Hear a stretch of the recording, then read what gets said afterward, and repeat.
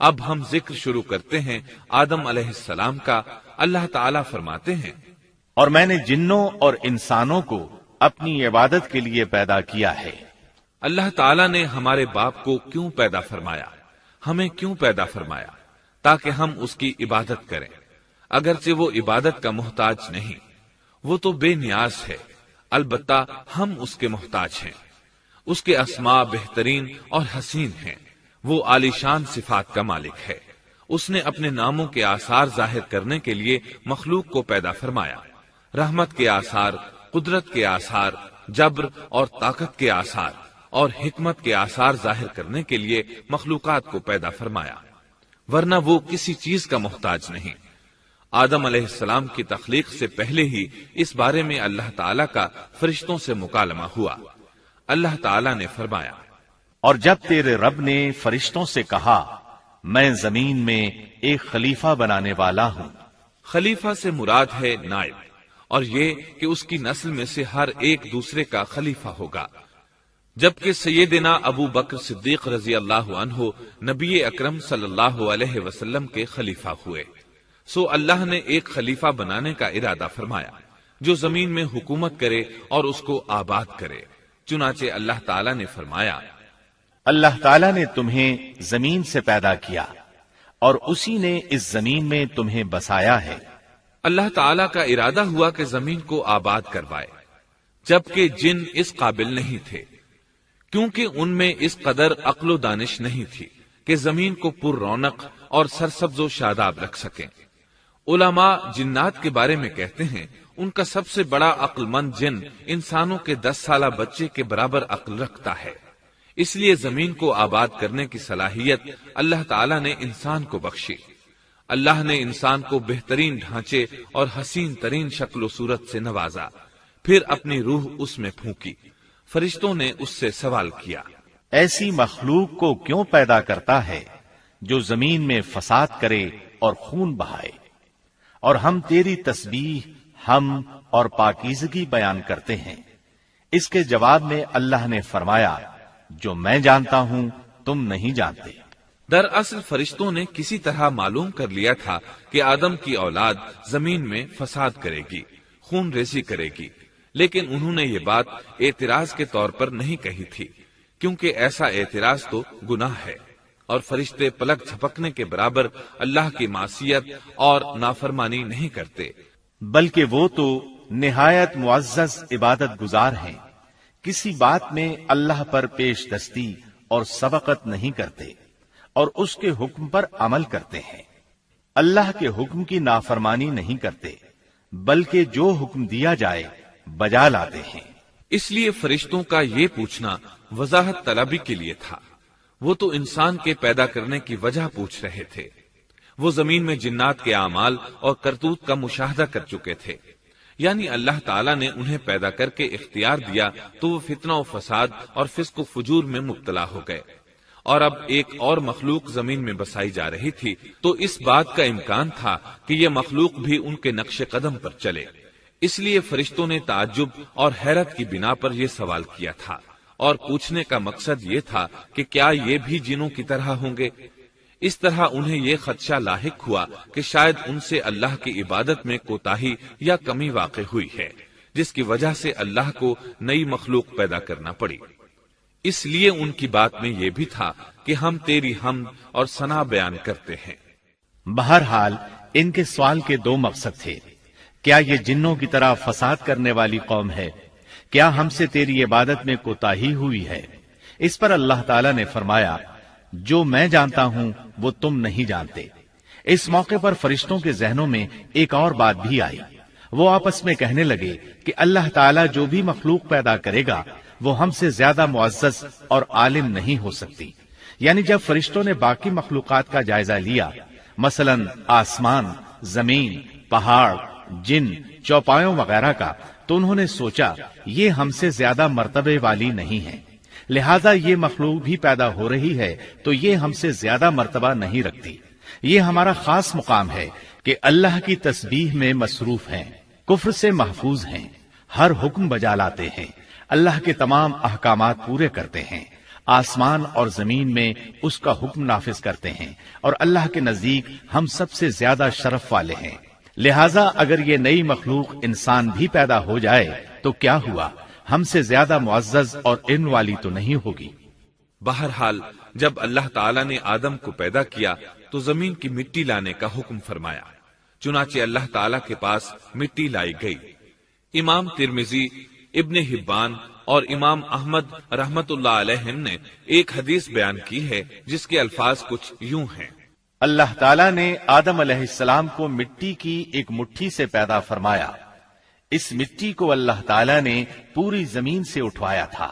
یہی وجہ ہے کہ آدم کی اولاد زمین کے لحاظ سے ہی ظہور پذیر ہوئی۔ بعض سرخ رنگ کے ہیں تو بعض سیاہ اور بعض سفید، اور کچھ اس کے درمیان میں ہیں۔ بعض نیک ہیں، بعض خبیث، اور کچھ پاکیزہ قسم کے ہیں۔ انسان کی تخلیق مٹی سے شروع ہوئی، اس مٹی کو پانی سے تر کیا گیا تو یہ تین بن گئی۔ اسی وجہ سے قرآن مجید کی بعض آیات میں تراب کا لفظ آیا ہے۔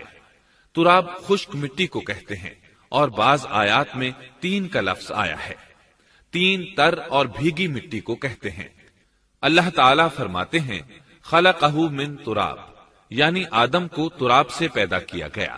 مٹی کی عام حالت کو تراب کہتے ہیں، اور فرمایا جب آپ کے رب نے فرشتوں سے کہا کہ میں مٹی سے بشر کو پیدا کرنے والا ہوں، جب اس مٹی کو پانی سے زیادہ بھگویا گیا تو وہ لیسدار ہونا شروع ہو گئی، اسی لیے اللہ تعالیٰ نے فرمایا ہم نے انسان کو لیسدار اور چپکنے والی مٹی سے پیدا کیا۔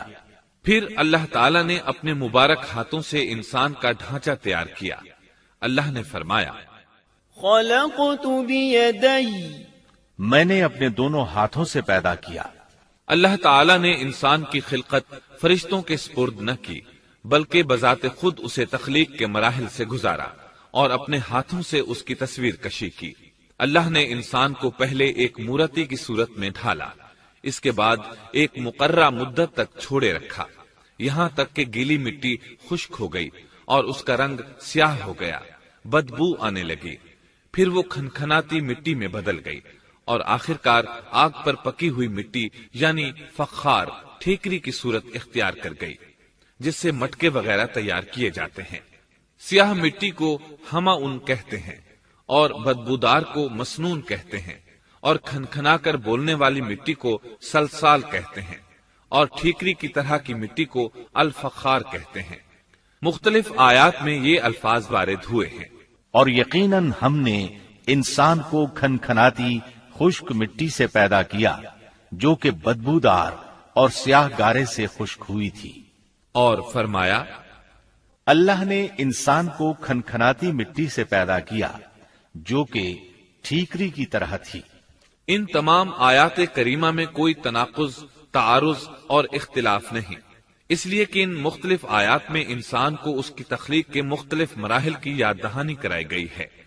خلاصہ کلام یہ ہوا کہ تخلیق کے عمل کا پہلا مرحلہ تراب تھا، یعنی عام حالت والی خشک مٹی، پھر تین یعنی بھگوئی ہوئی مٹی، پھر لیسدار مٹی یعنی سلسال، پھر ٹھیکری کی طرح کی مٹی یعنی فخار، اور یہ کام جمعے کی آخری گھڑی میں کیا گیا۔ اور یہ دن اللہ کے لحاظ سے شمار ہونے والے دنوں میں سے ہمارے دنوں کی طرح نہ تھا، ہمارے اور اللہ کے دن مختلف ہیں۔ تخلیق آدم دراصل اللہ کا کرشمہ ہے، انسانوں کو ایک صورت عطا کی گئی۔ اس مرحلے کا تذکرہ بخاری اور مسند احمد کی ایک روایت میں ہے۔ اللہ نے آدم کو پیدا کیا اور ان کا قد 60 ہاتھ یا 60 میٹر لمبا تھا۔ تمام جنتی لوگ اس قد آدم کے ساتھ جنت میں داخل ہوں گے، اور اس وقت سے لے کر آج تک مخلوق کا قد کم ہوتا چلا آ رہا ہے۔ بعد والے لوگ گزشتہ زمانے کے لوگوں سے ہمیشہ چھوٹے قد کے ہوتے چلے آ رہے ہیں۔ بہرحال سب سے پہلے اور سب سے لمبے انسان آدم علیہ السلام تھے۔ امام احمد نے منفرد طور پر ایک روایت بیان کی ہے، اس میں رسول اکرم صلی اللہ علیہ وسلم نے آدم علیہ السلام کی لمبائی 60 ہاتھ یعنی 60 میٹر اور چوڑائی 7 ہاتھ بیان فرمائی ہے۔ سبحان اللہ، سیدنا آدم کس قدر ضخیم اور عظیم مخلوق تھے، صحیح مسلم اور مسند احمد کی روایت میں ہے۔ اللہ نے آدم کو پیدا کیا تو اسے اپنی منشا کے مطابق کچھ عرصہ ڈھانچے کی صورت میں چھوڑے رکھا۔ ابلیس اس کے ارد گرد چکر لگانے لگا۔ اس نے دیکھا کہ وہ پیٹ والا ہے۔ وہ سمجھ گیا کہ یہ مخلوق اپنے آپ پر کنٹرول نہیں کر سکے گی۔ اس حدیث سے معلوم ہوتا ہے کہ انسانوں کی طرح جنات کا پیٹ نہیں ہے، صرف انسان ایسا ہے جس کا اندر والا حصہ کھوکھلا ہے۔ بہرحال اللہ نے انسان کو اس شکل و صورت میں پیدا فرمایا۔ احادیث مبارکہ میں آدم علیہ السلام اور ابلیس ملعون کا قصہ تفصیل سے بھی موجود ہے اور مختصر بھی۔ مثلا تفسیر تبری میں سیدنا عبداللہ بن عباس رضی اللہ عنہما سے روایت ہے، اللہ تعالیٰ نے آدم علیہ السلام کی مٹی کا حکم دیا، مٹی لائی گئی۔ اللہ تعالیٰ نے آدم علیہ السلام کو لیسدار اور بدبودار سیاہ مٹی سے پیدا فرمایا، اور یہ کام اللہ نے اپنے مبارک ہاتھوں سے کیا۔ آدم 40 راتیں مجسمے کی صورت میں پڑے رہے، جسم موجود تھا لیکن روح نہیں تھی۔ ابلیس آتا، اس ڈھانچے کو ٹھوکر لگاتا تو جسم سے ایسی آواز نکلتی جیسے خالی مٹکے پر ہاتھ مارنے سے نکلتی ہے۔ اسی لیے اللہ نے بھی فرمایا ہے کہ وہ کھنکھناتی مٹی سے پیدا کیے گئے۔ آدم علیہ السلام میں روح ڈالنے سے پہلے ایک مرتبہ فرشتوں کا ان کے پاس سے گزر ہوا تو وہ کچھ گھبرا سے گئے۔ ابلیس کو تو بہت زیادہ گھبراہٹ کا سامنا کرنا پڑا۔ وہ گزرتے ہوئے ٹھوکر مارتا اور کہتا، تجھے کسی خاص مقصد کے لیے پیدا کیا گیا ہے۔ یہ کہہ کر وہ آدم کے منہ میں داخل ہو جاتا اور کمر کے راستے باہر آ جاتا اور فرشتوں سے مخاطب ہو کر کہتا، اس سے گھبرانے کی کوئی ضرورت نہیں۔ اگر مجھے اس پر مسلط کر دیا گیا تو میں یقیناً اسے ہلاکت میں ڈال دوں گا، اور اگر اسے مجھ پر مسلط کر دیا گیا تو بلا شبہ میں اس کی نافرمانی کروں گا۔ اندازہ کیجئے وہ تعجب کر رہا ہے کہ انہیں کیوں پیدا کیا گیا ہے۔ اس کی آدم علیہ السلام سے دشمنی کس قدر پرانی ہے، گویا ابتدا ہی سے یہ عداوت پر ڈٹ گیا تھا۔ بہرحال اللہ نے آدم میں روح پھونکی۔ اس مضمون کو قرآن مجید میں جا بجا ذکر کیا گیا ہے۔ اللہ تعالیٰ فرماتے ہیں، جب میں اس کو ٹھیک ٹھاک کر لوں اور اس میں اپنی روح پھونک دوں تو تم سب اس کے سامنے سجدے میں گر پڑنا۔ ایک اور جگہ فرمایا، اللہ تعالیٰ کے نزدیک عیسیٰ علیہ السلام کی مثال ہو بہو آدم علیہ السلام کی مثال ہے۔ اللہ نے انہیں مٹی سے بنا کر کہا، ہو جا، وہ ہو گئے۔ اللہ نے آدم علیہ السلام کو مٹی سے پیدا کیا، اپنے ہاتھوں سے بنایا، پھر اس میں روح پھونکی۔ اس کا مفصل بیان احادیث میں موجود ہے۔ جب ان میں روح پھونکی گئی اور ابتدا میں روح جیسے ہی سر کے اندر داخل ہوئی، آدم علیہ السلام کو چھینک آ گئی۔ فرشتوں نے آدم علیہ السلام سے کہا، الحمدللہ کہیے۔ انہوں نے کہہ دیا۔ اللہ کی اس تعریف کے جواب میں اللہ تعالیٰ نے فرمایا، رحمک ربک، یعنی تجھ پر تیرا رب رحم فرمائے۔ سبحان اللہ، اللہ ذوالجلال والاکرام نے آدم علیہ السلام میں روح مکمل ہونے سے پہلے ہی انہیں اپنی رحمت سے سرفراز فرما دیا۔ بہرحال جب روح ان کی آنکھوں میں داخل ہوئی اور انہوں نے جنت کے پھلوں کو دیکھا تو ان میں غور و فکر کرنے لگے۔ جب روح پیٹ میں داخل ہوئی تو کھانے کی طلب محسوس ہوئی۔ ابھی روح ٹانگوں تک پہنچی نہیں اور کھانے کی خواہش پہلے ہی محسوس ہونے لگی۔ اس جلد بازی اور عجلت کی وجہ سے اللہ تعالیٰ نے فرمایا، انسان جلد باز مخلوق ہے۔ جب آدم علیہ السلام کو پیدا کر دیا گیا تو اللہ تعالیٰ نے ان کی پشت پر ہاتھ پھیرا۔ ہاتھ پھیرتے ہی ان کی پشت سے قیامت تک پیدا ہونے والے انسان باہر نکل آئے۔ آدم کی تمام اولاد ان کے سامنے ظاہر ہو گئی، اور یہ بات نہایت وضاحت اور صراحت کے ساتھ قرآن مجید اور احادیث مبارکہ میں موجود ہے۔ مسلم بن یسار رحمت اللہ علیہ بیان کرتے ہیں کہ سیدنا عمر بن خطاب رضی اللہ عنہ سے کسی نے اس آیت کریمہ کے بارے میں پوچھا، اور جب آپ کے رب نے اولاد آدم کی پشت سے ان کی اولاد کو نکالا اور ان سے انہی کے بارے میں اقرار لیا کہ کیا میں تمہارا رب نہیں، سب نے جواب دیا، ہاں کیوں نہیں، ہم سب گواہ بنتے ہیں، تاکہ تم لوگ قیامت کے روز یوں نہ کہو ہم تو اس سے محض بے خبر تھے، یا یوں کہو کہ پہلے پہلے شرک تو ہمارے بڑوں نے کیا اور ہم ان کے بعد ان کی نسل میں ہوئے، لہذا کیا تو ان غلط راہ والوں کے فعل پر ہمیں ہلاکت میں ڈالے گا؟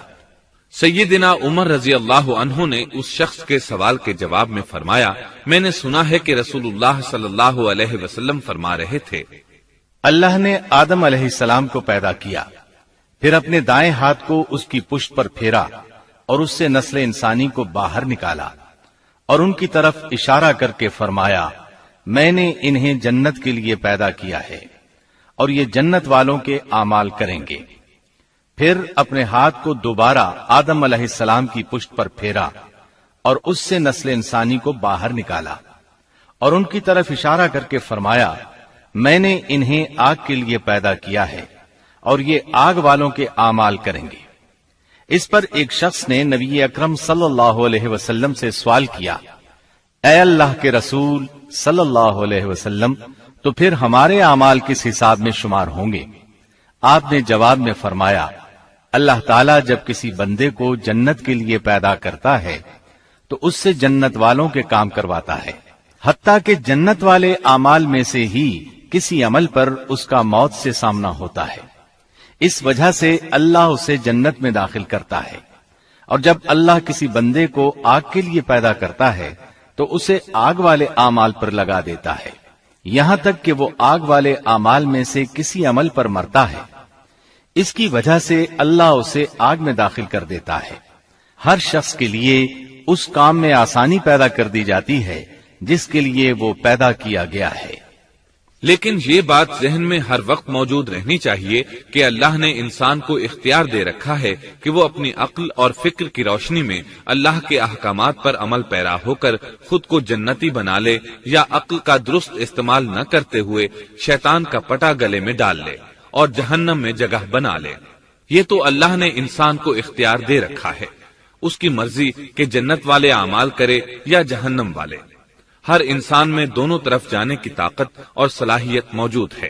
اللہ نے انسان کو مجبور نہیں بنایا، البتہ ہر انسان کو جو بھی رویہ اختیار کرنا تھا اللہ کو اس کا علم تھا، اور اس کا علم برحق ہے، قطعی ہے، اس میں کوئی غلطی نہیں ہو سکتی، اس لیے اس نے اپنے علم کے مطابق تقدیر لکھ دی۔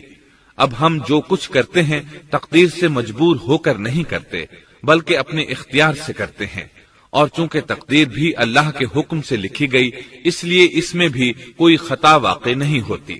لہذا تقدیر کا یہ مطلب نہیں کہ انسان تقدیر کی بنا پر ہدایت ماننے یا نہ ماننے پر مجبور ہے، ایسی بات قطعاً نہیں۔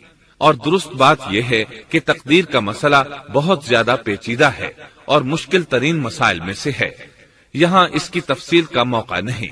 جب اللہ نے آدم علیہ السلام کو پیدا کر لیا اور اس میں اپنی روح پھونک دی تو فرشتوں کو حکم دیا کہ آدم کو سجدہ کریں۔ ابلیس ایک بہت نیک اور بزرگ جن تھا، اس نے کبھی اللہ کی نافرمانی نہیں کی تھی، اسی بنا پر وہ بلند مرتبہ پا کر فرشتوں میں شامل ہو چکا تھا، لیکن فرشتوں کی جنس سے قطن نہیں تھا۔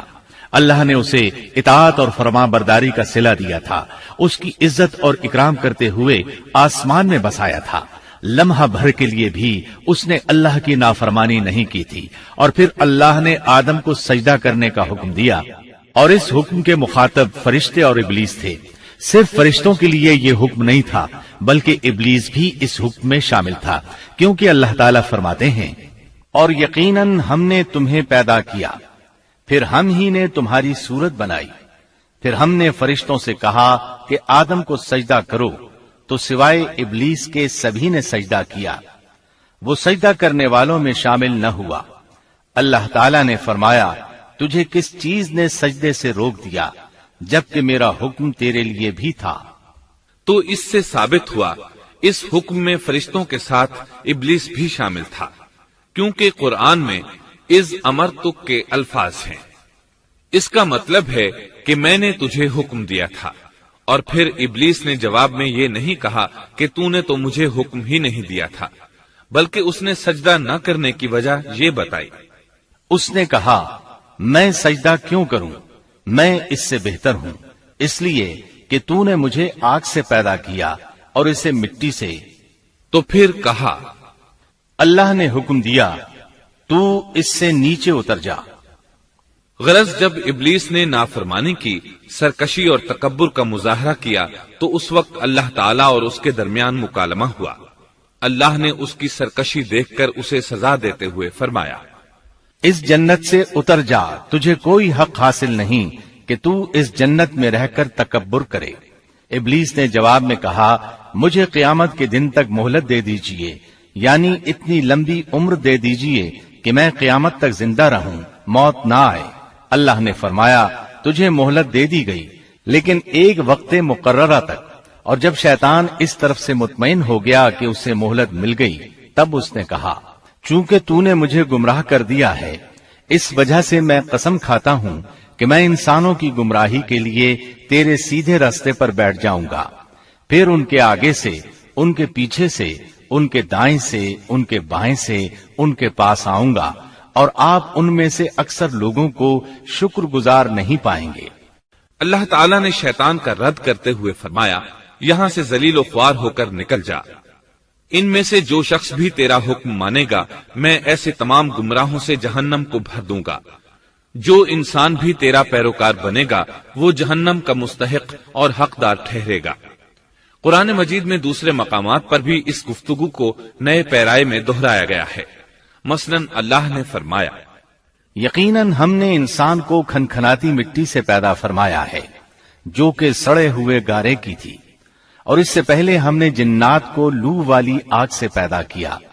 اور جب تیرے پروردگار نے فرشتوں سے فرمایا، میں انسان کو سیاہ بدبودار کھنکھناتی مٹی سے پیدا کرنے والا ہوں، جب میں اسے پورا بنا چکوں اور اس میں اپنی روح پھونک دوں تو تم سب اس کے لیے سجدے میں گر پڑنا۔ چنانچہ تمام فرشتوں نے سجدہ کیا سوائے ابلیس کے، اس نے سجدہ کرنے والوں میں شمولیت اختیار کرنے سے صاف انکار کر دیا۔ اللہ تعالیٰ نے فرمایا، اے ابلیس، تجھے کیا ہوا کہ تو سجدہ کرنے والوں میں شامل نہ ہوا؟ وہ بولا، میں ایسے انسان کو سجدہ نہیں کر سکتا جسے تو نے سیاہ بدبودار کھنکھناتی مٹی سے پیدا کیا ہے۔ اللہ تعالیٰ نے فرمایا، اب تو بہشت سے نکل جا، کیونکہ تو مردود ہے اور تجھ پر قیامت کے دن تک میری پھٹکار ہے۔ کہنے لگا، اے میرے رب، مجھے اس دن تک مہلت دے دے جس دن کے لوگ دوبارہ زندہ کیے جائیں گے۔ اللہ نے فرمایا، اچھا، اس مقررہ وقت کے دن تک تجھے مہلت دی گئی۔ کہنے لگا، اے میرے رب، چونکہ تو نے مجھے گمراہ کیا ہے، مجھے بھی قسم ہے کہ میں انسانوں کے لیے زمین میں گناہوں کو خوشنما بناؤں گا اور ان سب کو بہکا دوں گا، سوائے ان کے جو تیرے منتخب اور مخلص بندے ہوں گے، وہ میرے بہکاوے میں نہیں آئیں گے۔ اللہ نے فرمایا، ہاں، یہی مجھ تک پہنچنے کی سیدھی راہ ہے کہ مخلص بن جاؤ، میرے بندوں پر تجھے کوئی غلبہ نہیں ہوگا۔ البتہ جو گمراہ لوگ تیری پیروی کریں گے، یقیناً ان کے وعدے کی جگہ جہنم ہے۔ ایک اور مقام پر اللہ تعالیٰ فرماتے ہیں، جب ہم نے فرشتوں کو حکم دیا کہ آدم کو سجدہ کرو تو ابلیس کے سوا سب نے سجدہ کیا۔ اس نے کہا، کیا میں اسے سجدہ کروں جسے تو نے مٹی سے پیدا کیا ہے؟ اچھا دیکھ لے، اسے تو نے مجھ پر فضیلت دی ہے، اگر مجھے بھی تو نے قیامت تک ڈھیل دی تو میں سوائے چند لوگوں کے اس کی اولاد کو گمراہ کروں گا۔ اس پر اللہ نے فرمایا، جا، ان میں سے جو بھی تیرا فرمانبردار ہو جائے گا تو تم سب کی سزا جہنم ہے، جو پورا پورا بدلہ ہے۔ ان میں سے تو جسے بھی اپنی آواز کے ساتھ بہکا سکتا ہے بہکا لے، اور ان پر اپنے سوار اور پیادے چڑھا لا، یعنی اپنے گھڑ سوار لشکر اور پیدل لشکر کو چڑھا کر لے آ، اور اپنا ہر داؤ، ہر ترکیب اور ہر اسلحہ استعمال کر لے، اور ان کے مالوں اور اولاد میں بھی شرکت کر لے، اور تو انہیں دل بہلانے والے وعدے دے لے، یعنی ان کے برے اعمال بنا سنوار کر انہیں دکھا اور غلط خواہشات دلا، جنت، دوزخ اور دوبارہ زندہ نہ ہونے کے وعدے دے، اور ان سے شیطان کے جتنے بھی وعدے ہوتے ہیں سب کے سب سراسر فریب ہیں۔ یقیناً میرے سچے بندوں پر تیرا کوئی قابو اور غلبہ نہیں ہوگا، تیرا رب کارسازی کرنے والا کافی ہے۔ اسی طرح بہت سی آیات میں پہلی معصیت الہی کا ذکر کیا گیا ہے۔ سب سے پہلا نافرمان ابلیس ملعون تھا، وہ خبیث اللہ کے سامنے تکبر اور عناد سے بھرپور جواب دیتا رہا۔ اسی وجہ سے اللہ نے اسے کافر کا لقب دیا۔ کافر اسے کہتے ہیں جو نعمت کا انکار کرے۔ اللہ نے اس پر اتنا فضل و کرم اور انعام و احسان کیا کہ بلند ترین مرتبے تک پہنچا دیا، لیکن اس نے اللہ کی اس نعمت کی قدر نہ کی، پرواہ نہ کی اور کفر کا راستہ اختیار کیا۔ اللہ تعالیٰ فرماتے ہیں، جبکہ آپ کے رب نے فرشتوں سے فرمایا کہ میں مٹی سے ایک انسان کو پیدا کرنے والا ہوں، سو جب میں اسے ٹھیک ٹھاک کر لوں اور اس میں اپنی روح پھونک دوں تو تم سب اس کے سامنے سجدے میں گر پڑنا۔ چنانچہ تمام فرشتوں نے سجدہ کیا مگر ابلیس نے نہ کیا اور اس نے تکبر کیا، وہ کافروں میں سے تھا۔ سب سے پہلا گناہ تکبر تھا، اسی لیے علماء کرام فرماتے ہیں تمام گناہوں کی جڑ تکبر اور غرور ہے۔ نبی اکرم صلی اللہ علیہ وسلم نے اپنی امت کو تکبر نہ کرنے کا سختی سے حکم فرمایا، اس کی برائی، وبال اور ہلاکت سے آگاہ فرمایا۔ آپ نے فرمایا، اللہ اس شخص کی طرف رحمت سے دیکھے گا بھی نہیں جس نے تکبر کی بنا پر کپڑا ٹخنوں سے نیچے لٹکایا۔ اس کے علاوہ نبی صلی اللہ علیہ وسلم نے تو مطلقاً فرما دیا، وہ شخص جنت میں داخل ہونے کے قابل نہیں جس کے دل میں ذرہ برابر بھی تکبر ہے۔ جو شخص اپنے کپڑے، اپنے مکان اور اپنے قبیلے پر فخر کرتا ہے اس سے اللہ کی رحمت اٹھ جاتی ہے۔ اسی لیے نبی صلی اللہ علیہ وسلم نے جب اپنے صحابہ کرام کو دیکھا کہ مہاجر صحابی انصار صحابہ کے خلاف اور انصاری صحابی مہاجرین صحابہ کے خلاف آواز لگا رہے ہیں تو آپ نے فرمایا، اس جاہلیت والی پکار کو چھوڑو، یہ بہت بدبودار ہے۔ برادری کی بنیاد پر لڑنا، باہم فخر کرنا برے نتائج کا ذریعہ ہے۔ گناہوں کی بنیاد بھی تکبر ہے۔ اس لیے ہر مومن کو چاہیے کہ اپنے نوکر، خادم، ملازم یا کسی بھی مسکین پر کبھی بھی فخر و غرور کا اظہار نہ کرے، کیونکہ یہی اللہ کی سب سے پہلی نافرمانی وجود میں آئی تھی۔ تکبر کا یہ ذکر ضمناً آ گیا۔ ہم پھر اپنے موضوع کی طرف لوٹتے ہیں۔ اللہ نے آدم علیہ السلام کو پیدا کیا اور انہیں عالم بنا کر ہی تخلیق کیا، یعنی جب وہ پیدا ہوئے تو جاہل نہیں تھے۔ اللہ نے آدم علیہ السلام کو فرشتوں سے بھی بڑا عالم بنا کر پیدا فرمایا۔ بے شمار احادیث میں آدم علیہ السلام کی ابتدا اور ان کے علم کا ذکر موجود ہے۔ جب اللہ نے آدم میں مکمل روح ڈال دی اور وہ اپنے پاؤں پر کھڑے ہو گئے تو اللہ نے انہیں حکم دیا، جاؤ فرشتوں کی جماعت کو السلام علیکم کہو۔ آدم اور فرشتوں کی زبان عربی تھی، یہی زبان اہل جنت کی ہے۔ آدم گئے، جا کر سلام کہا، انہوں نے جواب میں کہا وعلیکم السلام ورحمت اللہ، یعنی تجھ پر اللہ کی سلامتی اور رحمت ہو۔ اللہ نے فرمایا، یہ تیرا اور تیری اولاد کا آپس میں ایک دوسرے کو تحفہ اور ہدیہ ہے۔ اللہ نے آدم علیہ السلام کو ابتدا ہی میں تمام نام سکھا دیے۔ مفسرین نے ان ناموں کے بارے میں بہت بحثیں ذکر کی ہیں۔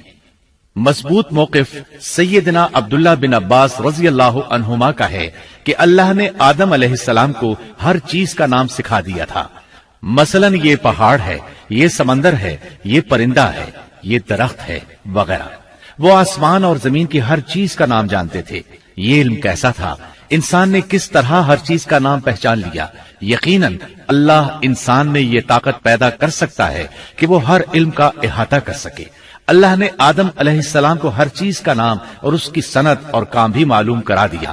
آگ، لوہے، لکڑی، غرض ہر چیز کا نام اور استعمال ذہن میں ڈال دیا۔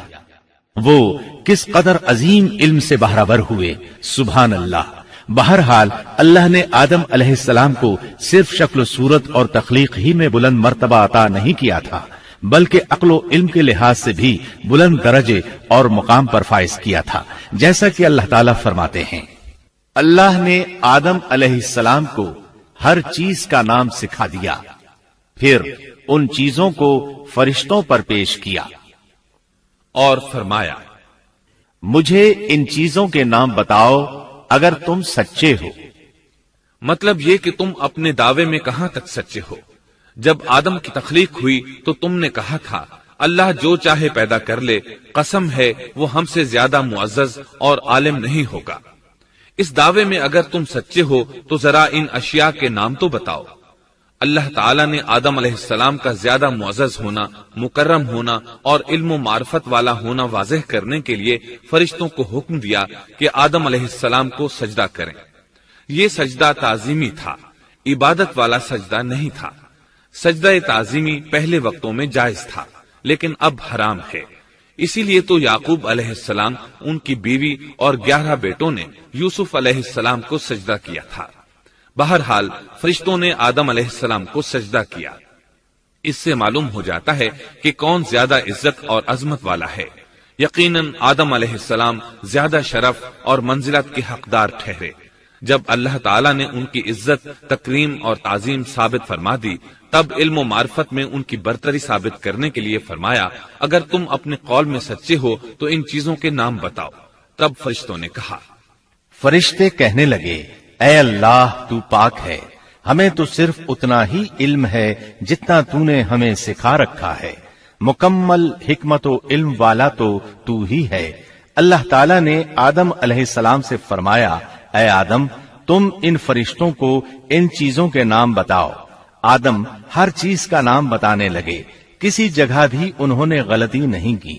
جب انہوں نے فرشتوں کو تمام چیزوں کے نام بتا دیے تو اللہ تعالیٰ نے فرشتوں کو مخاطب کر کے کہا، کیا میں نے تمہیں پہلے ہی نہیں کہہ دیا تھا کہ زمین اور آسمان کا غیب میں ہی جانتا ہوں، اور میرے علم میں ہے جو تم ظاہر کر رہے ہو اور جو چھپا رہے ہو۔ یہاں ذہن میں سوال ابھرتا ہے کہ فرشتے کیا چھپا رہے تھے؟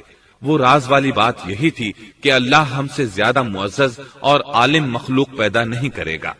واضح رہے، ہم آپ کو صرف واقعات ہی نہیں سنا رہے، صرف سیرت اور تاریخ ہی بیان نہیں کر رہے، بلکہ قرآن بھی پڑھ پڑھ کر سنا رہے ہیں۔ اور قرآن کو اس وقت تک سمجھنا محال ہے جب تک کہ ان واقعات کی تفصیل موجود نہ ہو۔ خیر، اس کے بعد اللہ تعالیٰ نے اماں حوا کو پیدا فرمایا۔ انہیں آدم علیہ السلام کے فوراً بعد پیدا نہیں فرمایا، بلکہ آدم علیہ السلام نے کافی عرصہ جنت میں تنہا بسر کیا، اور حدیث میں ہے کہ وہ وحشت محسوس کرتے تھے، تنہائی کو شدت سے محسوس کرنے لگے تھے۔ آخرکار ایک روز جب وہ سو رہے تھے تو اللہ تعالیٰ نے ان کی بائیں پسلی سے اماں حوا علیہ السلام کو پیدا فرمایا اور آدم علیہ السلام کا ہم سفر بنا دیا۔ اللہ فرماتے ہیں، اے لوگو اپنے اس پروردگار سے ڈر جاؤ جس نے تم سب کو ایک ہی جان سے پیدا کر ڈالا، اور اس جان یعنی آدم علیہ السلام سے ان کی بیوی کو پیدا کیا۔ آدم علیہ السلام کے وجود ہی سے حوا کا وجود بنایا گیا، وہ کوئی الگ مخلوق نہیں تھی۔ جب آدم علیہ السلام بیدار ہوئے تو انہوں نے اپنے قریب ایک عورت کو بیٹھے دیکھا۔ پوچھنے لگے، تم کون ہو؟ حوا علیہ السلام نے کہا، عورت۔ آدم علیہ السلام نے پھر پوچھا، تجھے کس لیے پیدا کیا گیا ہے؟ وہ بولی، آپ کے لیے، تاکہ آپ مجھ سے سکون اور انس حاصل کریں۔ جب فرشتوں نے آدم علیہ السلام کو ایک عورت سے باتیں کرتے دیکھا تو کہنے لگے، اب ایک اور نئی مخلوق پیدا کی گئی ہے۔ آدم علیہ السلام نے ان مخلوقات کا نام تو بتا دیا تھا جو مشہور و معروف تھیں، ان کا نام پوچھنا چاہیے۔ انہوں نے آدم علیہ السلام سے سوال کیا، انہوں نے فوراً جواب دیا، حوا، اس لیے کہ اللہ نے تو آپ کو ہر چیز کا نام سکھا دیا تھا۔ فرشتوں نے کہا، ان کا نام حوا کیوں رکھا گیا ہے؟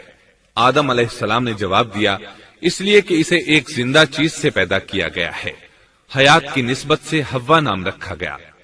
مسلم شریف میں ہے، سیدنا ابو ہریرہ رضی اللہ عنہ روایت کرتے ہیں کہ رسول اللہ صلی اللہ علیہ وسلم نے فرمایا، جو شخص اللہ اور آخرت کے دن پر ایمان رکھتا ہے، جب وہ کسی معاملے کے لیے حاضر ہو تو بھلائی والی بات کرے یا خاموش رہے، اور عورتوں کے بارے میں بھلائی کی وصیت حاصل کر لو، یعنی ان کے ساتھ اچھا سلوک کرو، کیونکہ عورت پسلی سے پیدا کی گئی ہے، اور پسلی میں زیادہ ٹیڑھا حصہ اوپر والا حصہ ہوتا ہے۔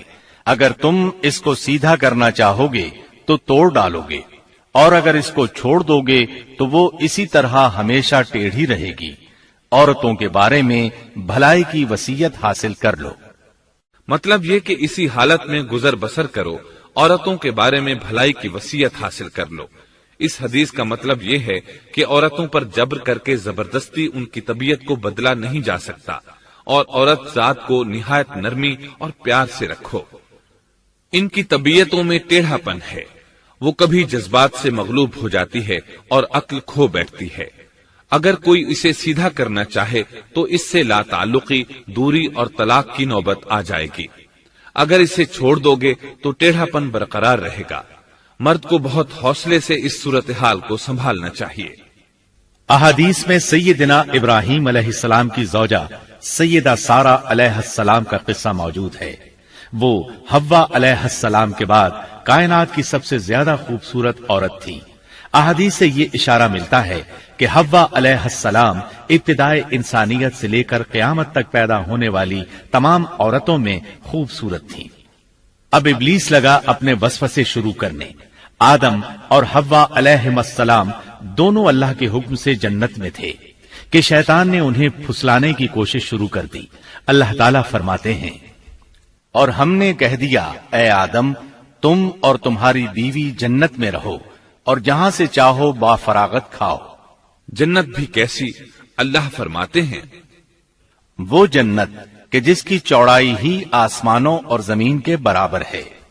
سو اس جنت میں سے جو چاہو سو کھاؤ، کچھ بھی منع نہیں سوائے ایک درخت کے، چنانچہ ارشاد ہوا، اور ہم نے کہا اے آدم تم اور تمہاری بیوی جنت میں رہو، پھر جس جگہ سے چاہو با فراغت کھاؤ اور اس درخت کے پاس مت جاؤ ورنہ ظالموں میں سے ہو جاؤ گے۔ ایک اور جگہ فرمایا، اور جب ہم نے فرشتوں سے کہا کہ آدم کو سجدہ کرو تو ابلیس کے سوا سب نے سجدہ کیا۔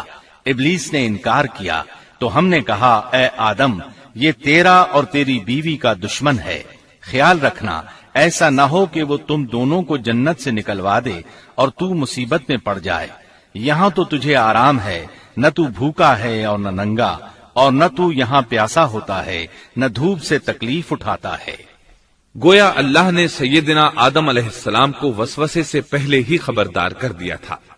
ان آیات سے یہ بھی پتا چلا کہ انسان سے ابلیس کی عداوت اور دشمنی ابتدا ہی سے چلی آ رہی ہے، اور یہ بھی ثابت ہوا کہ جو لوگ کہتے ہیں کہ انسان ابتدا میں ننگا تھا ان کا قول صحیح نہیں، اس لیے کہ اللہ تعالیٰ نے جنت میں بھی آدم علیہ السلام پر لباس رکھا اور زمین میں بھی لباس نازل کر دیا، جیسا کہ اللہ تعالیٰ فرماتے ہیں، اے آدم کی اولاد ہم نے تم پر لباس کو نازل کیا جو تمہاری شرمگاہوں کو چھپاتا ہے اور زینت کا سبب بھی ہے، اور تقوی کا لباس اس سے بھی بہتر ہے۔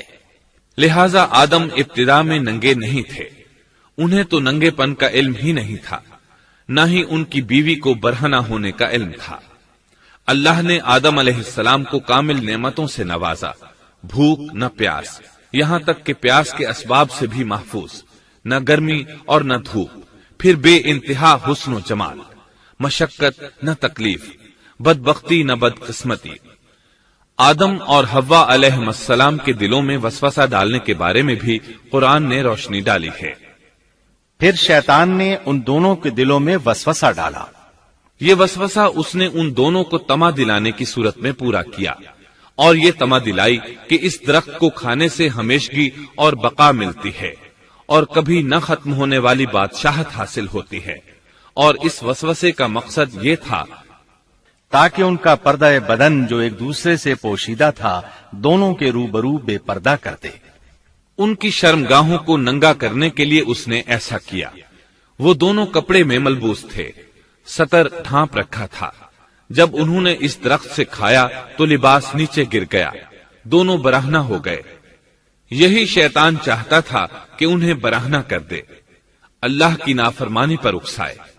ارشاد ہوتا ہے، شیطان نے انہیں وسوسہ ڈالا، کہنے لگا اے آدم کیا میں تجھے دائمی زندگی کا درخت اور وہ بادشاہت نہ بتلا دوں جو کبھی پرانی نہ ہو؟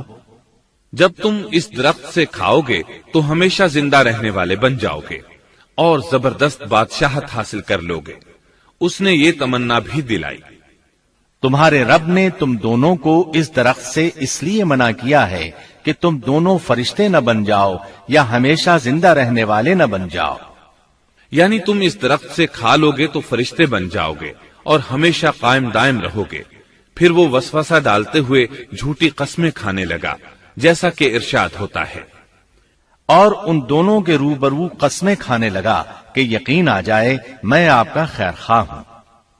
اللہ کی قسم کھانے لگا، اور اس وقت سے جھوٹی قسموں کی ابتدا ہوئی۔ اس نے ان دونوں کو فریب دے کر بہکا لیا، جیسا کہ فرمایا فَدَلَّاهُمَا بِغُرُورٍ، یعنی دھوکے سے انہیں پھسلایا، حالانکہ انہیں کسی چیز کی کمی نہیں تھی۔ بھلا وہاں کیا محتاجی ہو سکتی تھی؟ جنت میں سکون سے زندگی بسر کر رہے تھے۔ جنت سے بڑھ کر کیا چاہیے؟ ہمیشہ کے لیے جنت مل چکی تھی۔ اللہ تعالیٰ فرماتے ہیں، ان دونوں نے جب درخت کو چکھا، دونوں کا پردہ بدن ایک دوسرے کے روبرو کھل گیا، دونوں اپنے بدنوں پر درختوں کے پتے جوڑ جوڑ کر رکھنے لگے۔ کپڑے اترنے پر دونوں کو حیا آئی، اس لیے کہ انسان کی فطرت میں برہنہ ہونے کی ناپسندیدگی شامل ہے۔ برہنہ ہو گئے تو کوئی لباس نہیں تھا، اس لیے درختوں کے پتے جوڑ کر جسم ڈھانپنے لگے۔ حدیث میں آیا ہے، آدم بھاگنے لگے تو اللہ نے پکارا، آدم مجھ سے بھاگتے ہو؟ آدم بولے، اللہ میں شرم کی بنا پر بھاگ رہا ہوں، اور اس وجہ سے کہ تیرے سامنے برہنہ کیسے رہوں، پھر یہ کہ نافرمانی کا ارتکاب بھی کر چکا ہوں۔ یہاں ایک سوال پیدا ہوتا ہے، دونوں میں سے پہلے کھانے والا کون تھا؟ اس بارے میں راجح قول یہ ہے کہ وہ حوا علیہ السلام تھی۔ انہی نے آدم علیہ السلام کو طمع دلاتے ہوئے اس غلطی پر آمادہ کیا تھا، جیسا کہ بخاری شریف میں نبی اکرم صلی اللہ علیہ وسلم نے فرمایا، اگر حوا نہ ہوتی تو کوئی عورت اپنے خاوند سے خیانت نہ کرتی۔ حوا علیہ السلام نے انہیں غلطی میں مبتلا کیا تھا۔ اگر حوا علیہ السلام نہ ہوتی تو آدم بھی خیانت میں مبتلا نہ ہوتے اور نہ معصیت میں مبتلا ہوتے۔ تب اللہ نے انہیں پکارا، کیا میں نے تم دونوں کو اس درخت سے نہیں روکا تھا، اور کیا یہ نہیں کہا تھا کہ شیطان تمہارا کھلا دشمن ہے؟ اب توجہ طلب بات یہ ہے کہ اس موقع پر دونوں نے کیا طرز عمل اختیار کیا۔ کیا وہ دونوں اپنی معصیت پر بضد رہے اور تکبر کرنے لگے، جیسا کہ ابلیس نے سجدہ کرنے سے انکار کیا تھا اور پھر لگا تھا اپنی معصیت پر اصرار کرنے، یا ان دونوں نے توبہ کر لی؟ جی ہاں، دونوں نے توبہ کر لی، جیسا کہ قرآن مجید میں آتا ہے، دونوں نے کہا، اے ہمارے رب، ہم نے اپنا بڑا نقصان کیا، اور اگر تو ہماری مغفرت نہ کرے گا اور ہم پر رحم نہ کرے گا تو واقعی ہم خسارہ پانے والوں میں سے ہو جائیں گے۔ اس قصے میں ایک سوال یہ ذہن میں پیدا ہوتا ہے کہ جب سیدنا آدم علیہ السلام کو ابلیس نے سجدہ نہ کیا تو اللہ تعالیٰ نے اسے مردود بنا کر جنت سے نکال دیا، پھر وہ سیدنا آدم علیہ السلام کو اس درخت کے قریب کس طرح لے گیا جبکہ وہ جنت سے باہر ہو چکا تھا؟ قرآن کریم میں اس بارے میں یہ الفاظ آئے ہیں، پھر شیطان نے ان کے دلوں میں وسوسہ ڈالا۔ یہ وسوسہ اس نے کیسے ڈالا جبکہ وہ جنت سے نکالا جا چکا تھا؟ مفسرین نے اس کے جواب میں لکھا ہے کہ اس نے جنت سے باہر رہ کر یہ وسوسہ ڈالا تھا، جیسے آج کل تار اور بغیر تار کے آواز کو دور دراز علاقوں تک پہنچایا جا سکتا ہے، ایسے ہی شیطان نے اپنی طاقت سے یہ وسوسہ ان کے دلوں تک پہنچایا۔ لگے ہاتھوں ابلیس کی حقیقت بھی سن لیں۔ ابلیس کے لفظی معنی انتہائی مایوس کے ہیں۔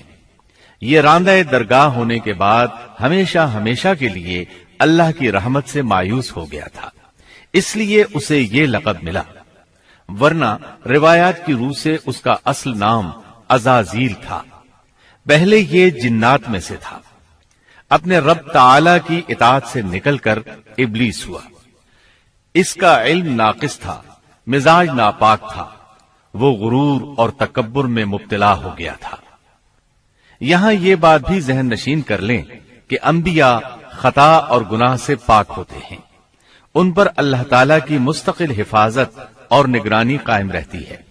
اگرچہ انبیاء بھی انسان ہوتے ہیں اور تمام انسانی تقاضے انہیں لاحق ہوتے ہیں، لیکن ان کے عمل اور ارادے میں کسی قسم کی بدی اور شر کا عمل دخل قطعاً نہیں ہوتا۔ ان کا ہر قول اور عمل بلکہ ہر حرکت اور سکون کی حالت بھی انسانیت کے لیے بہترین نمونہ ہوتے ہیں۔ البتہ بشر ہونے کی وجہ سے بھول کا امکان ہوتا ہے، تاہم بھول ہو جانے کی صورت میں انہیں فوراً ہی خبردار کر دیا جاتا ہے۔ بھول ہو جانا بشری طبیعت کا خاصہ ہے۔ اللہ تعالیٰ نے ہر انسان کی فطرت میں یہ چیز رکھی ہے۔ انبیاء سے بھول چوک ہو جانے میں بھی اللہ تعالیٰ کی کئی ایک حکمتیں پوشیدہ ہیں۔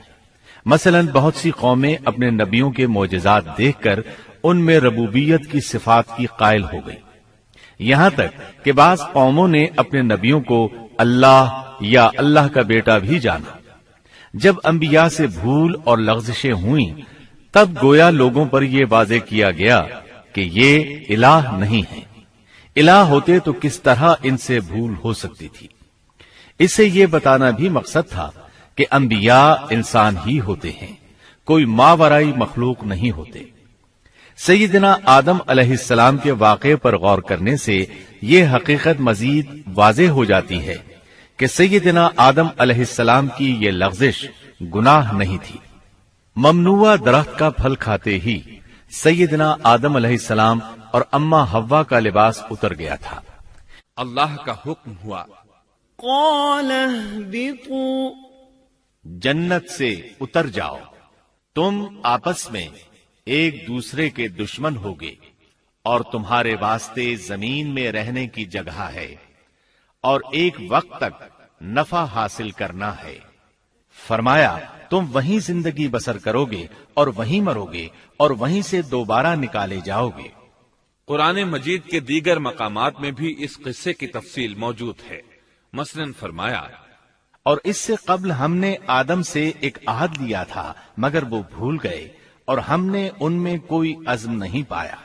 اللہ تعالیٰ فرماتے ہیں، اور جب ہم نے فرشتوں سے کہا آدم کو سجدہ کرو تو ابلیس کے سوا سب نے سجدہ کیا، اس نے صاف انکار کر دیا تو ہم نے کہا اے آدم یہ تیرا اور تیری بیوی کا دشمن ہے، خیال رکھنا ایسا نہ ہو وہ تم دونوں کو جنت سے نکلوا دے اور تو مصیبت میں پڑ جائے۔ یہاں تو تجھے یہ آرام ہے کہ نہ تو بھوکا ہوتا ہے اور نہ ننگا، اور نہ تو یہاں پیاسا ہوتا ہے اور نہ دھوپ سے تکلیف اٹھاتا ہے۔ لیکن شیطان نے اسے وسوسے میں ڈال دیا، کہنے لگا میں آپ کو دائمی زندگی کے درخت اور وہ بادشاہت بتلاؤں جو کبھی پرانی نہ ہو۔ چنانچہ ان دونوں نے اس درخت سے کھایا، پس ان کے ستر کھل گئے اور وہ بہشت کے پتے اپنے اوپر چپکانے لگے۔ آدم نے اپنے رب کی نافرمانی کی، پس بہک گیا۔ پھر اس کے رب نے نوازا، اس کی طرف توجہ فرمائی اور اس کی رہنمائی کی۔ حکم ہوا تم دونوں یہاں سے اتر جاؤ، تم آپس میں ایک دوسرے کے دشمن ہو۔ اب تمہارے پاس جب کبھی میری طرف سے ہدایت پہنچے تو جو میری ہدایت کی پیروی کرے نہ تو وہ بہکے گا نہ تکلیف میں پڑے گا، ہاں جو میری یاد سے روگردانی کرے گا اس کی زندگی تنگی میں رہے گی اور بروز قیامت ہم اسے اندھا کر کے اٹھائیں گے۔ آدم علیہ السلام زمین پر اترے اور اپنے رب سے توبہ کے کلمات سیکھ لیے۔ وہ کلمات یہ ہیں، ربنا ظلمنا أنفسنا وإن لم تغفر لنا وترحمنا لنكونن من الخاسرين۔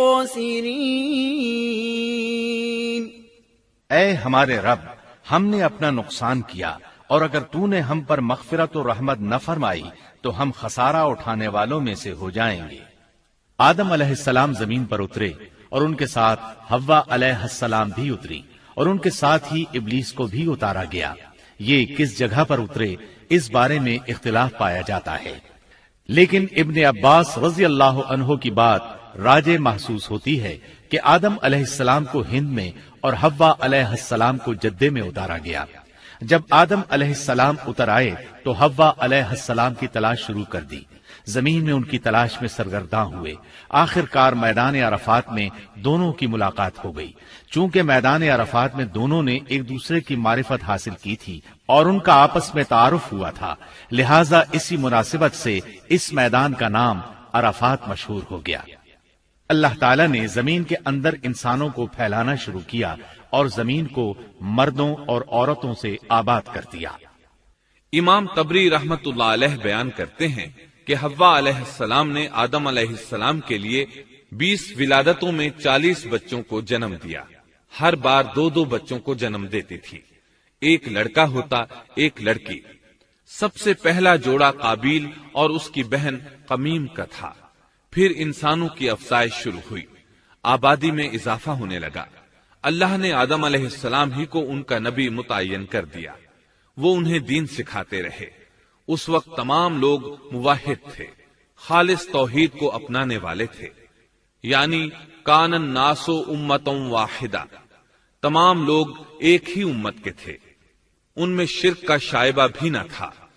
ابن جریر اور ابن کثیر رحمہم اللہ نے ابو موسیٰ اشعری رضی اللہ عنہ کی روایت بیان کی ہے، اللہ نے جب آدم علیہ السلام کو جنت سے زمین پر اتارا تو انہیں ہر چیز کی کاریگری اور صنعت کا علم تھا۔ جب وہ اترے تو عالم بھی تھے، لباس میں ملبوس بھی تھے، کام کاج کے تمام طریقوں سے باخبر بھی تھے، لوہے، آگ، لکڑی اور کپڑے کے استعمال سے بھی بخوبی واقف تھے۔ ہمارے برعکس وہ ان کاموں کو اپنی ابتدا ہی سے جان چکے تھے، کیونکہ ہم سب لوگوں کا حال یہ ہے کہ جب تک سکھایا نہ جائے ہمیں کچھ نہیں آتا۔ آج کے دور میں بعض افریقی قبائل کے افراد وحشیانہ اور غیر مہذب زندگی گزارتے ہیں۔ علماء کا کہنا ہے کہ یہ لوگ زمین پر رہنے والوں میں سے گمراہ ترین انسان ہیں۔ انہوں نے بہترین زندگی ضائع کر دی اور گھٹیا زندگی کو پسند کیا۔ تہذیب و تمدن کا آغاز چونکہ ابتدائے آفرینش سے ہے، اس لیے ہر انسان کی فطرت میں تہذیب کی سوجھ بوجھ موجود ہے۔ بہرحال آدم علیہ السلام کے بعد انسانی مخلوق کی تعداد روز بروز بڑھتی چلی گئی اور انسانی کمزوریوں کی بنا پر گناہ شروع ہو گئے۔ زمین پر سب سے پہلے ہونے والی معصیت قابیل کے ہاتھوں اپنے بھائی حابیل کے قتل کی صورت میں سامنے آئی۔ اللہ تعالیٰ نے قرآن مجید میں قابیل اور اس کے بھائی حابیل کا قصہ بیان کیا ہے۔ قابیل قرخت اور درشت طبیعت کا مالک تھا، جبکہ اس کا بھائی حابیل رحم دل اور نرم طبیعت تھا۔ قابیل کھیتی باڑی کرتا تھا اور حابیل مویشی چراتا تھا۔ حابیل کے نرم دل ہونے کی ایک وجہ اس کا بکریاں چرانا تھا، کیونکہ ایک چرواہا اپنی بکری کو بھوکا دیکھ کر اسے چارہ کھلائے بغیر نہیں رہتا، نہیں وہ کسی بکری کو پیاسا دیکھ کر اسے بھول جاتا ہے۔ اپنے جانور پر اس کی طاقت سے زیادہ بوجھ بھی نہیں لادتا۔ بنی نوع انسان کی تعداد میں اضافے کے لیے اس وقت ایسا قانون تھا جو اب حرام ہے، اور وہ ہے بہن کے ساتھ نکاح۔ چونکہ اس وقت کے سب لوگ آدم علیہ السلام کی حقیقی اولاد تھے اور آپس میں بہن بھائی تھے، اس لیے اس وقت کی شریعت کی روح سے قابیل اپنے ساتھ جڑواں پیدا ہونے والی بہن کے سوا کسی دوسری بہن سے شادی کر سکتا تھا، اور اسی طرح حابیل اپنے ساتھ جڑواں پیدا ہونے والی بہن کے علاوہ کسی دوسری بہن سے شادی کر سکتا تھا۔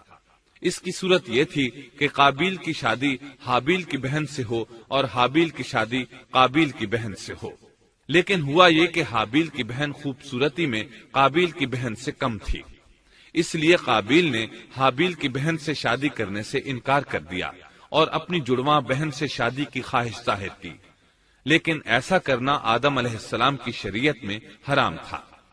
آپ نبی بھی تھے اور رسول بھی۔ رسول اور نبی میں فرق یہ ہے کہ رسول پر شریعت اور احکام نازل ہوتے ہیں، لیکن نبی پر شریعت نازل نہیں ہوتی، البتہ اس کی طرف وحی نازل ہوتی ہے اور معجزات عطا کیے جاتے ہیں، جبکہ شریعت صرف رسولوں ہی پر نازل کی جاتی ہے۔ آدم علیہ السلام بھی چونکہ رسول تھے، اس لیے ان کی شریعت میں یہ قانون تھا کہ کوئی شخص اپنے ساتھ جڑواں پیدا ہونے والی بہن کے ساتھ شادی نہیں کر سکتا۔ قابیل اس شرعی حکم کی وجہ سے غضبناک ہو گیا، اس نے تعجب کا اظہار کرتے ہوئے اس قانون کو ماننے سے انکار کر دیا۔ آدم علیہ السلام نے ان دونوں کے درمیان فیصلہ کرتے ہوئے انہیں حکم دیا کہ دونوں اللہ کے حضور ایک ہدیہ پیش کریں۔ ہدیہ اس جانور کو کہتے ہیں جسے اللہ کے نام پر ذبح کر کے فقراء میں تقسیم کر دیا جائے۔ اس سے مقصود اللہ کے لیے اپنی نیت کو خالص کرنا ہوتا ہے۔ اس عمل کو قربانی کہا جاتا ہے۔ آدم علیہ السلام کے زمانے میں قربانی کا جو قانون تھا اس کے قبول ہونے کی نشانی طے تھی، اور وہ یہ کہ آسمان سے ایک آگ نمودار ہوتی اور اس قربانی کو جلا دیتی۔ اس کا مطلب تھا قربانی قبول ہو چکی ہے، اور اگر آگ قربانی کو نہ جلاتی تو سمجھ لیا جاتا کہ قربانی قبول نہیں ہوئی۔ آخر قربانی کا دن آ پہنچا۔ حابیل نے اپنے مویشیوں میں سے ایک بہترین جانور لیا اور قربان گاہ میں لا کر اللہ کے حضور پیش کر دیا۔ دوسری طرف قابیل نے اپنی کھیتی کے غلے میں سے ردی قسم کا غلہ قربانی کے لیے پیش کیا۔ دوسرے دن دونوں قربان گاہ پہنچے تو انہوں نے دیکھا کہ حابیل کی قربانی قبول ہو چکی ہے، جبکہ قابیل کی قربانی کو آگ نے چھوا تک نہیں تھا۔ یہ دیکھ کر قابیل حابیل پر غضبناک ہوا۔ شیطان نے بھی اسے وسوسے میں مبتلا کیا کہ اپنے بھائی کو قتل کر دے۔ اس نے اپنے بھائی حابیل کو جان سے مار ڈالنے کا پختہ ارادہ کر لیا۔ اس وقت تک روئے زمین پر کوئی انسان قتل نہیں ہوا تھا۔ انسانی تاریخ میں یہ پہلا قتل ہے جس کا ارتکاب قابیل نے کیا۔ وہ اپنے بھائی حابیل کے پاس گیا اور اس سے بولا، میں تجھے قتل کر دوں گا۔ جواب میں حابیل نے کہا، اگر تو مجھے قتل کرنے کی کوشش کرے گا تو میں اپنے دفاع میں ہاتھ نہیں اٹھاؤں گا، اس لیے کہ میں چاہتا ہوں تو اپنے دیگر گناہوں کے ساتھ میرے قتل کا گناہ بھی اٹھا لے، تیرے گناہ زیادہ ہو جائیں۔ چنانچہ ایک تاریک رات میں حابیل سویا ہوا تھا کہ قابیل ایک بڑا سا پتھر اٹھا کر اس کے پاس آیا۔ اس نے وہ پتھر اپنے بھائی کے سر پر دے مارا۔ اس طرح اس نے حابیل کو قتل کر دیا، روئے زمین پر قتل کی ابتدا کر دی، زمین کو پہلے خون سے رنگ دیا۔ تاریخ انسانی میں یہ سب سے پہلا جرم تھا جو قابیل کے ہاتھوں ہوا۔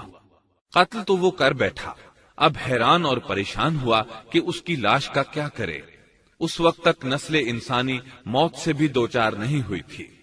آدم علیہ السلام کی اولاد میں سے اس وقت تک کوئی فوت نہیں ہوا تھا، اس لیے قابیل کو معلوم نہیں تھا کہ مردے کے ساتھ کیا کیا جائے۔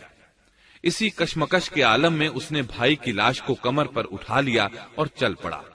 چلا جا رہا تھا کہ اللہ نے 2 کوے بھیجے۔ دونوں کوے آپس میں لڑ پڑے، ایک نے دوسرے کو ہلاک کر دیا۔ اب زندہ کوا مٹی کھودنے لگا۔ اس طرح اس نے ایک گڑھا تیار کر لیا، مردہ کوے کو اس میں رکھا اور اوپر مٹی ڈال دی۔ اس طرح قابیل کو دفن کا طریقہ معلوم ہوا۔ اس نے بھی گڑھا کھودا اور حابیل کی لاش کو اس میں دبا دیا۔ وہ اپنے کیے پر نادم ضرور تھا، لیکن اس نے اللہ سے معافی نہ مانگی، جبکہ انسان کے لیے ضروری ہے کہ اس سے کوئی گناہ ہو جائے تو اللہ سے معافی مانگے۔ قابیل اور حابیل کے درمیان جو مکالمہ ہوا، اللہ تعالیٰ نے اس کا ذکر سورہ مائدہ آیت 27 تا 29 میں کیا ہے۔ اللہ فرماتے ہیں، آدم علیہ السلام کے دونوں بیٹوں کا کھرا کھرا حال بھی انہیں سنا دو۔ ان دونوں نے ایک نذرانہ پیش کیا، ان میں سے ایک کی نذر تو قبول ہو گئی اور دوسرے کی قبول نہ ہوئی تو وہ کہنے لگا، میں تجھے مار ہی ڈالوں گا۔ اس نے کہا، اللہ تقوی والوں ہی کا عمل قبول کرتا ہے، گو تو میرے قتل کے لیے دسترازی کرے، لیکن میں تیرے قتل کے لیے ہرگز اپنا ہاتھ نہیں بڑھاؤں گا۔ میں تو اللہ تعالی پروردگار عالم سے خوف کھاتا ہوں۔ میں تو چاہتا ہوں کہ تو میرا گناہ اور اپنا گناہ اپنے سر پر رکھ لے اور دوزخیوں میں شامل ہو جائے۔ ظالموں کا یہی بدلہ ہے۔ اس کا مطلب یہ تھا کہ تیرے اور گناہوں کے ساتھ میرے قتل کا گناہ بھی تیرے ذمہ لگے اور تو ظالموں میں سے ہو جائے۔ حابیل کے قتل کے بعد قابیل پر جو گزری اس کا ذکر اللہ نے سورہ مائدہ آیت 30 اور 31 میں کیا ہے۔ پس اسے اس کے نفس نے اپنے بھائی کے قتل پر آمادہ کر دیا اور اس نے اسے قتل کر ڈالا، اس سے وہ نقصان والوں میں سے ہو گیا۔ پھر اللہ تعالیٰ نے ایک کوے کو بھیجا جو زمین کھود رہا تھا تاکہ اسے دکھائے کہ وہ کس طرح اپنے بھائی کی ناش کو چھپا سکتا ہے۔ وہ کہنے لگا، ہائے افسوس، کیا میں ایسا کرنے سے بھی گیا گزرا ہو گیا کہ اس کوے کی طرح اپنے بھائی کی لاش کو دفنا دیتا۔ پھر تو بڑا ہی پشیمان اور شرمندہ ہوا۔ امام احمد، ترمذی اور ابو داود نے سیدنا سعد بن ابی وقاص رضی اللہ عنہ سے روایت کی ہے کہ انہوں نے سیدنا عثمان رضی اللہ عنہ کی شہادت کے فتنے کے وقت فرمایا، میں گواہی دیتا ہوں کہ رسول اکرم صلی اللہ علیہ وسلم نے فرمایا تھا، ایک بہت بڑا فتنہ رونما ہوگا، اس میں بیٹھنے والا کھڑے ہونے والے سے بہتر ہوگا اور کھڑا ہونے والا چلنے والے سے بہتر ہوگا اور چلنے والا دوڑنے والے سے بہتر ہوگا۔ کسی نے کہا، اگر کوئی میرے گھر میں داخل ہو کر میری طرف ہاتھ بڑھائے تاکہ وہ مجھے قتل کر دے تو آپ صلی اللہ علیہ وسلم نے فرمایا، تو آدم علیہ السلام کے بیٹے کی طرح قتل ہو جا۔ یعنی اس فتنے میں قتل ہو جانا۔ حابیل کی سنت پر عمل کرتے ہوئے خود ہاتھ نہ اٹھانا، قاتل کہلانے کی بجائے مقتول ہونے کو پسند کرنا۔ اسی طرح مسند احمد کی ایک روایت میں ہے، رسول اللہ صلی اللہ علیہ وسلم نے فرمایا، دنیا میں جب بھی کوئی ظلم سے قتل ہوتا ہے تو اس کا گناہ آدم علیہ السلام کے پہلے بیٹے قابیل کی گردن پر ضرور ہوتا ہے، اس لیے کہ وہ پہلا شخص ہے جس نے ظالمانہ قتل کی ابتدا کی اور یہ ناپاک طریقہ جاری کیا۔ اس حدیث سے اس جرم کی نوعیت کا بخوبی اندازہ ہوتا ہے کہ اللہ تعالیٰ نے اس کو صرف ایک قتل قرار نہیں دیا بلکہ اس کو ایک گھناؤنی حرکت قرار دیا۔ قیامت تک آنے والے لوگ جو اس گناہ کے مرتکب ہوں گے ان کا کچھ گناہ قابیل کے حساب میں ڈالا جائے گا۔ حابیل کو قتل کرنے کے بعد قابیل نے اپنی بیوی کو ساتھ لیا اور دور دراز نرم زمین کے پاس جا کر رہائش پذیر ہو گیا اور آدم علیہ السلام کے سامنے تک نہ ہوا۔ آدم علیہ السلام پہاڑوں کے قریب ایک بستی میں رہ رہے تھے، یہ ان سے بہت دور جا بسا تھا۔ اس طرح قابیل کا آدم علیہ السلام سے رابطہ بالکل ختم ہو گیا اور اس سے ایک نئی نسل کی ابتدا ہوئی۔ فحاشی اور اریانی کو ان کے ہاں عروج حاصل تھا۔ عبادت یہ لوگ اگرچہ اللہ ہی کی کرتے تھے لیکن آدم علیہ السلام کی شریعت کے خلاف بے حیائی کے دل دادا تھے۔ تقوی کی قلت، احکام الہی کی نافرمانی اور فحاشی کا فروغ ان کے شب و روز کا معمول تھا۔ اس کے بعد لوگ دو گروہوں میں تقسیم ہو گئے، شریر اور برے لوگ قابیل کے ساتھ مل گئے اور آدم علیہ السلام کے دیگر بیٹے اور نیک لوگ آدم علیہ السلام کے ساتھ مل گئے۔ آدم علیہ السلام 960 سال زندہ رہے۔ ان کی کل عمر تو 1000 سال تھی لیکن 40 سال کم کر دی گئی۔ سیدنا ابو ہریرہ رضی اللہ عنہ بیان کرتے ہیں کہ رسول اللہ صلی اللہ علیہ وسلم نے فرمایا، جب اللہ نے آدم علیہ السلام کو پیدا فرمایا تو ان کی پیٹھ پر ہاتھ پھیرا، اس طرح قیامت تک جتنے انسان پیدا ہونے والے تھے ان کی روحیں وجود میں آ گئیں۔ پھر ہر انسان کی آنکھوں کے درمیان ایک نور رکھ کر آدم علیہ السلام کے سامنے پیش کیا۔ انہوں نے پوچھا، یا اللہ یہ کون ہے؟ اللہ نے فرمایا، یہ تیری اولاد ہے۔ ان میں سے ایک کی پیشانی کی چمک آدم علیہ السلام کو بہت اچھی لگی۔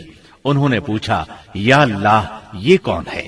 جواب ملا، یہ تیری اولاد میں سے بہت دور جا کر ہیں، ان کا نام داؤد ہے۔ پوچھا، ان کی عمر کتنی ہے؟ فرمایا 60 سال۔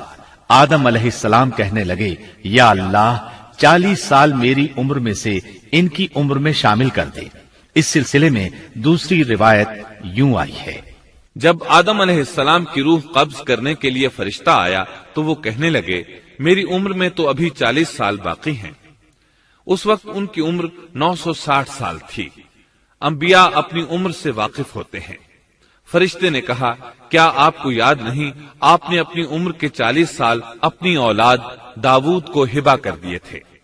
رسول اللہ صلی اللہ علیہ وسلم نے فرمایا، چونکہ آدم علیہ السلام نے انکار کیا تو ان کی اولاد بھی انکار کی عادی ہے۔ آدم علیہ السلام خود بھول گئے، ان کی اولاد بھی بھولتی ہے۔ آدم علیہ السلام نے خطا کی، ان کی اولاد بھی خطا کرتی ہے۔ حابیل کے قتل کے بعد اللہ تعالیٰ نے آدم اور حوا علیہ السلام کو اس کا نعم البدل عطا کیا۔ اس کا نام انہوں نے شیس رکھا۔ شیس کا مطلب ہے اللہ کا دیا ہوا تحفہ۔ حابیل کے قتل پر آدم اور حوا علیہ السلام دونوں بہت غمگین ہوئے، اس لیے اللہ نے بدلے میں انہیں شیس علیہ السلام عطا فرمائے۔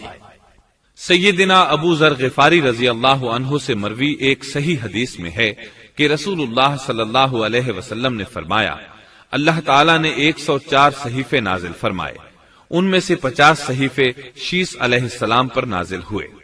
ان صحیفوں میں ایسے قوانین، اصول اور ضابطے تھے جن سے انسانیت کی زندگی منظم ہوتی ہے۔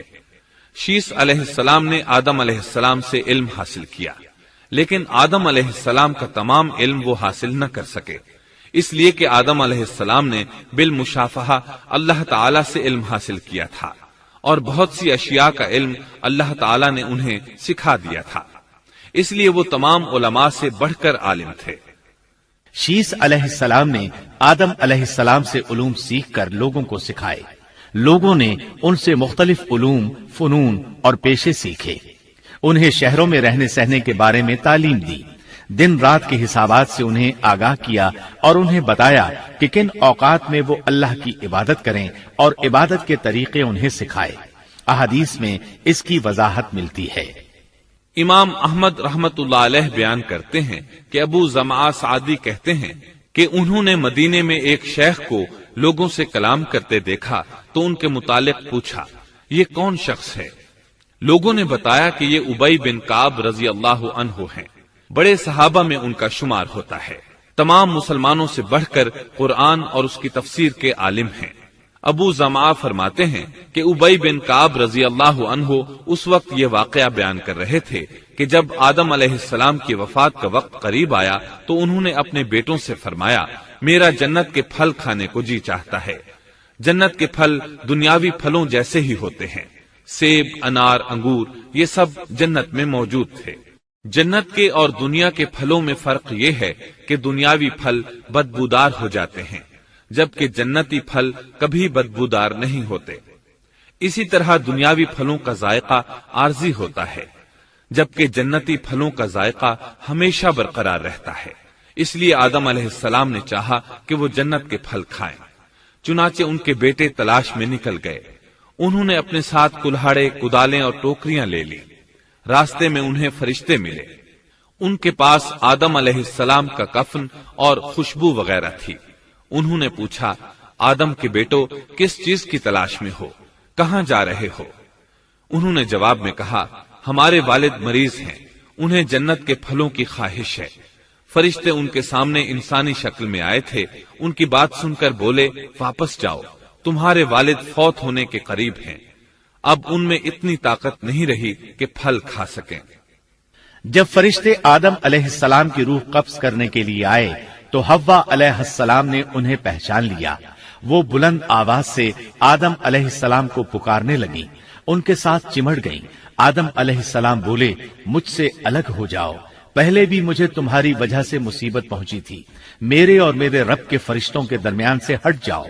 फिर फरिश्तों ने आदम अलैहिस्सलाम की रूह कब्ज की, उन्हें गुस्ल दिया, कफन पहनाया, खुशबू लगाई, आपकी कब्र खोदी। फिर उन्होंने आदम अलैहिस्सलाम की नमाज जनाजा अदा की। उसके बाद उन्हें कब्र में उतारा, फिर ऊपर मिट्टी डाल दी और बोले, आदम के बेटो, तुम्हारे लिए यही तरीका है। उस वक्त तक लोग कफन दफन के अहकामात से वाकिफ नहीं थे। उन्हें इल्म न था कि काबिल ने अपने भाई को कैसे दफन किया था। इसलिए फरिश्तों को भेजा गया ताकि तदफीन का तरीका बता दें।